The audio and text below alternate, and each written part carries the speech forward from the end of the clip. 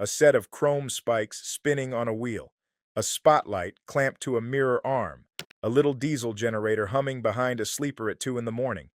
None of that sounds like contraband, but every one of them has been banned, restricted, fined, or quietly written out of the rulebook somewhere on this continent.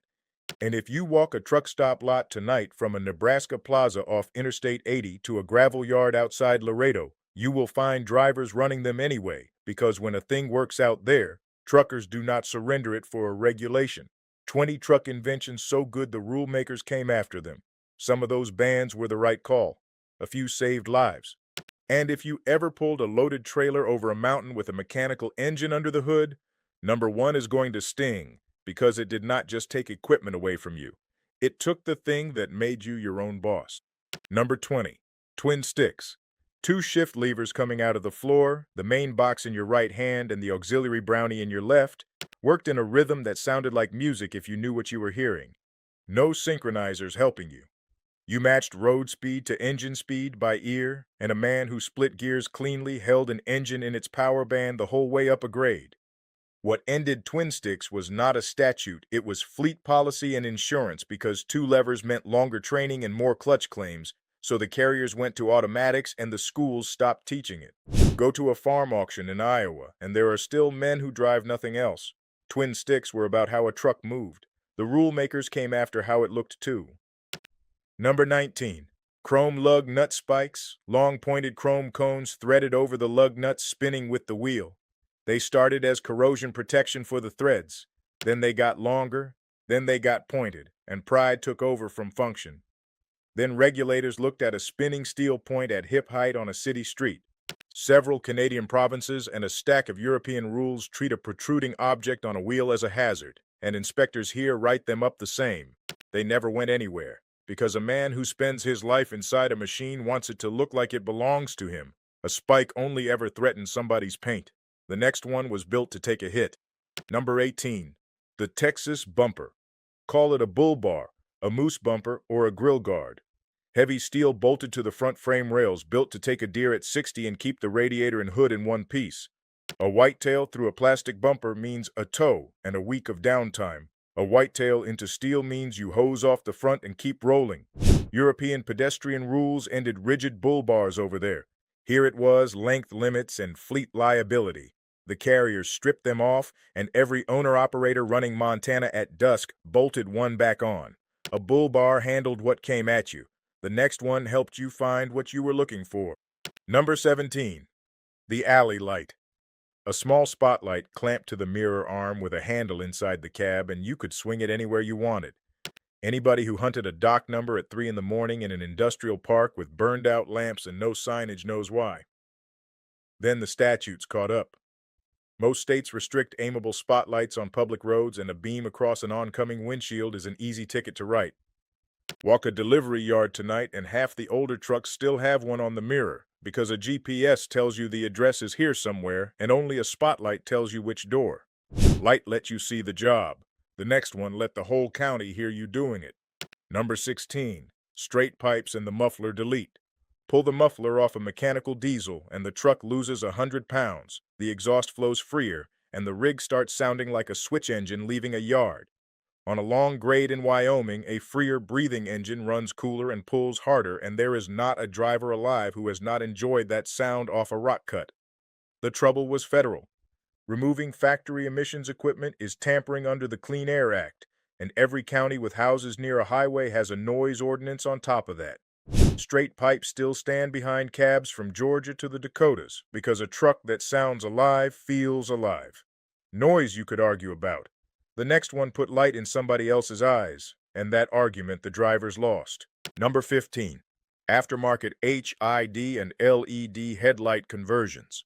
Sealed beams through a dull yellow puddle about as far as a flashlight, and a black cow on a farm road at midnight was invisible until you were already committed. Then the kits showed up, a modern bulb in an old housing, and suddenly you could pick out a mailbox a quarter mile ahead. But a headlight is a system, not a bulb. A bright modern source sitting where a filament used to be scatters light into the eyes of the man coming the other way, which is why federal standards make those kits non-compliant. The stubborn ones ate the ticket and kept the light. That lit the road ahead of you. The next one lit everything within 200 yards. Number 14. The roof-mounted light bar. A row of forward-facing lamps across the cab roof, throwing white light far past anything a headlight reaches.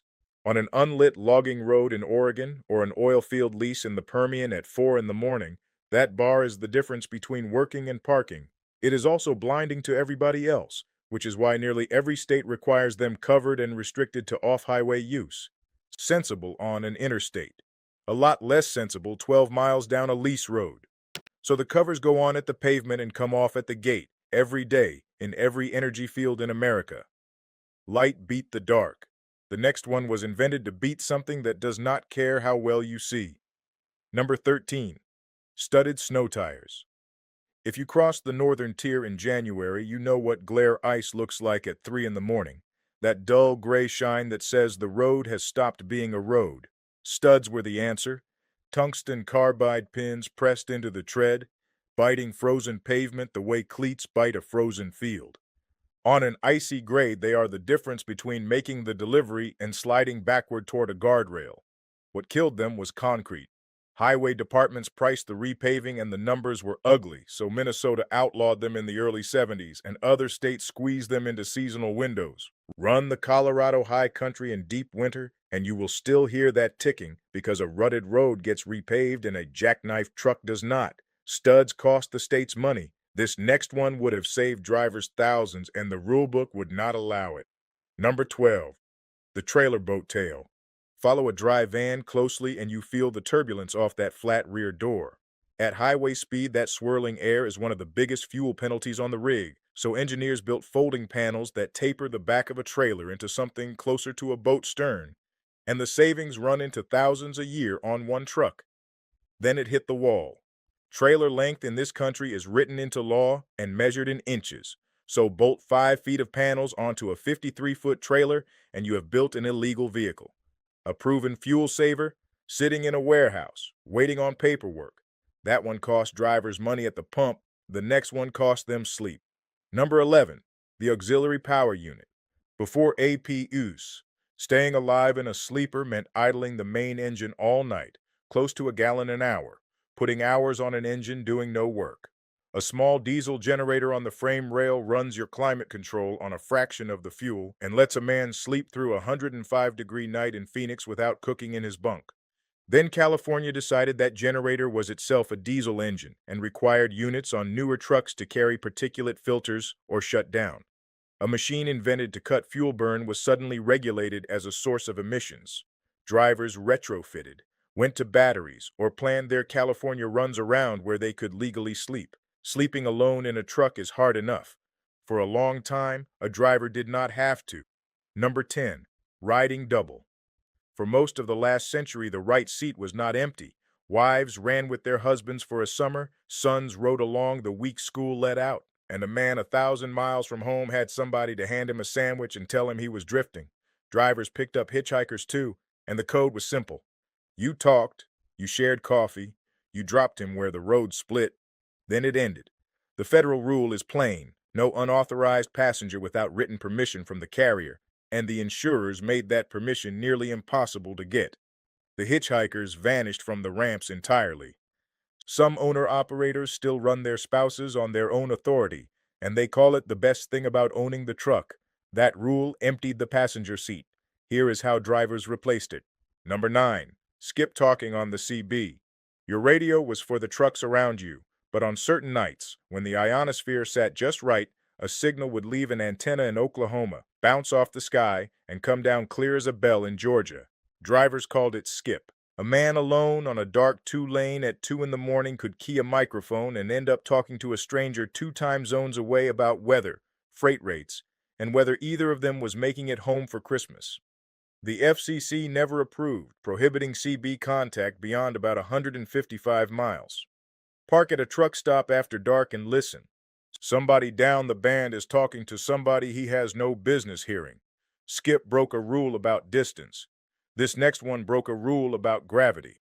Number 8. The Georgia overdrive. Crest a long grade with a loaded trailer, slip the transmission out of gear, and let 80,000 pounds coast down the far side. No fuel burning at all, and the truck gathers speed on its own. Drivers named it for the state where the hills run long toward the coast, and when fuel prices spiked, a man watching his own money go out the stack learned where every free mile was hiding. The problem is the man who guesses wrong. Out of gear, you have no engine braking and nothing between 80,000 pounds and the bottom of that hill but service brakes that were never designed to do the whole job alone. Most state codes prohibit coasting in neutral for exactly that reason. It is still happening tonight on grades all over the Southeast, and every man doing it will tell you the technique was never the danger. The arithmetic was. If any of this is bringing back memories, do me a favor and hit that subscribe button. This channel is built for the drivers who were actually out there, and there is a new story from the old road every week. Now, that last one was a driver breaking a rule to keep his own money. This next one has stung professional drivers for 30 years because it only ever applied to them. Number 7. The radar detector. For 2 decades, a detector on the dash was as standard as a thermos and a road atlas. The double nickel was strangling schedules coast to coast. Dispatch was promising delivery times that arithmetic would not support, and that box was the only warning a man got before the crest of a hill. Then in 1994, the federal government banned radar detectors in commercial vehicles nationwide, while leaving them perfectly legal in passenger cars. Sit with that from the driver's seat. The salesman in the sedan doing 80 could legally run one. The professional with 2 million safe miles behind him could not. Officially, the detectors came off the dashboards. Unofficially, plenty found quiet homes behind sun visors and inside empty radio slots. That changed what sat on your dash. The next one changed what you heard for the rest of your life. Number 6. The 2-stroke Detroit diesel, the 671, the 8V71, the 6V92. If you never heard one wound out on a grade, no description does it justice. A howling mechanical scream with more in common with a jet on a runway than with any truck engine before or since. Drivers called them screaming jimmies, and you either loved them or could not stand to be near one. What made them special was never horsepower. Every part of that engine was mechanical and rebuildable, and a competent man with hand tools and a manual could go through one on a dirt floor in a barn. When emissions standards tightened, a 2-stroke could not meet them, so Detroit walked away from the design entirely. Find a hay farm in Nebraska or a fishing boat in Alaska, and you will still hear one running. Detroit lost that engine to the standards. The next one was a man taking his own engine back. Number 5. The fuel pump turn-up. On a mechanical injection pump, fuel delivery is set by physical adjustment, which means a man with the right tools could give an engine more fuel than the factory intended. Done properly by somebody watching pyrometer readings and knowing what those numbers meant. A modest turn-up gave a truck real usable power on a long climb, and a lot of old iron pulled the Rockies that way. Then it went sideways. The same adjustment taken to extremes produced trucks pouring black smoke down the highway, and legislators moved fast. Federal tampering enforcement tightened, and the shops that did it on a handshake stopped advertising. Ask an old mechanic and he will shrug. A turn-up was never about smoke, he will tell you. If the pipe was black, you did it wrong. That was a man arguing with his engine. This next one is a man arguing with a mountain. Number 4. The Jake brake. Picture a diesel truck coming down a California grade in 1931 with the service brakes going soft underfoot and nothing at the bottom but a curve. The man in that seat was Clessy Cummins, and he spent the next 30 years thinking about it. What he designed turns the engine itself into an air compressor that soaks up energy instead of making it, and Jacobs put it into production in 1961. A Jake will hold a loaded truck back on a 6% grade all day without touching the brake pedal, and it has kept more rigs off the ramps on Cabbage Hill and the Grapevine than anybody has counted. It also announces itself inside of a mile, and the towns along those highways got tired of hearing that bark at midnight, so the signs went up. But everyone will tell you that when the choice is waking a neighborhood or smoking your brakes with 80,000 pounds pushing, that switch is getting flipped, sign or no sign. Nobody ever called the Jake cheating. This next one, plenty of people did. Number 3. The emissions delete tune. By the 2010s, a new truck carried a particulate filter, exhaust gas recirculation, and a computer with the authority to derate the engine the moment it did not like a reading.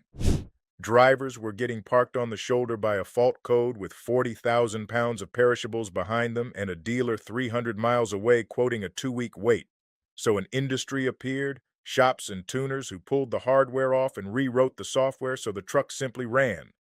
Fuel economy went up, downtime vanished, and owner-operators lined up. The EPA answered by going after tuners and installers, with penalties into the millions. The deleted trucks did not disappear. They got quiet, and their owners learned which questions never to ask out loud.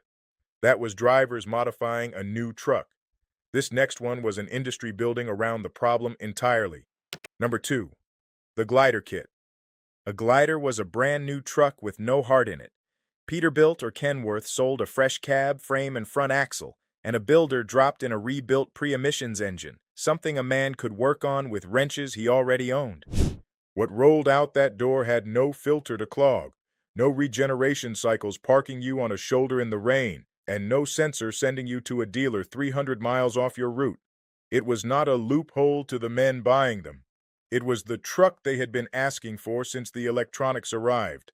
Companies like Fitzgerald in Tennessee built an empire on that demand, and that was precisely the problem as Washington saw it. In 2018, the EPA capped each builder at $300 a year, and the boom ended overnight. The ones already built are guarded like family land, because their owners may never be allowed to buy another, and a glider was only ever a workaround. What it worked around is number 1. Number 1, the 3406 Cat and everything it stood for. 14 liters of iron, a mechanical injection pump, and a reputation for pulling a mountain and then doing it again the next day. Set it beside a big cam Cummins or a mechanical Series 60, and you have the last generation of engines where fuel was metered by machine parts instead of a processor, diagnosed with a manual, a set of wrenches, and your own ears. That was never nostalgia. That was independence. If a 3406 quit on you outside of Cheyenne, you opened the hood and there was a real chance you fixed it in a gravel lot and still made your appointment. A breakdown was a delay instead of a disaster, and the man who owned the truck was the man who understood it. Emission standards ended that, model year by model year, until every new engine needed a laptop and a dealer's permission just to hold a conversation. Nobody ever wrote a law saying a mechanical engine is illegal. The rules simply made them impossible to build, which comes to the same place. So tonight, all over this country, men are keeping mechanical cats and Detroits alive on purpose, rebuilding the same iron in their own yards, paying more than a payment on a new truck would cost. Ask them why, and you get the same answer. Because it is mine. Because I can fix it. Because nobody in an office 4 states away can shut it off. 20 inventions and one thread running through every one. Each came from working people solving a real problem. Ice, glare, deer, wind drag, fuel prices, freezing nights, and 11 hours alone in a seat with nobody to talk to. The rules came afterward. Some were right, but a lot of them were written by people who never once sat at a dock in the rain waiting on a lumper. And a driver can feel the difference between a rule that protects somebody and a rule that just makes a truck harder to own. If you ran those roads, tell us in the comments which one you still use and which band made you shake your head the hardest. And there is a video on your screen about the trucks themselves, the classic rigs they do not build anymore, and why. Go on and click it. That road is still out there.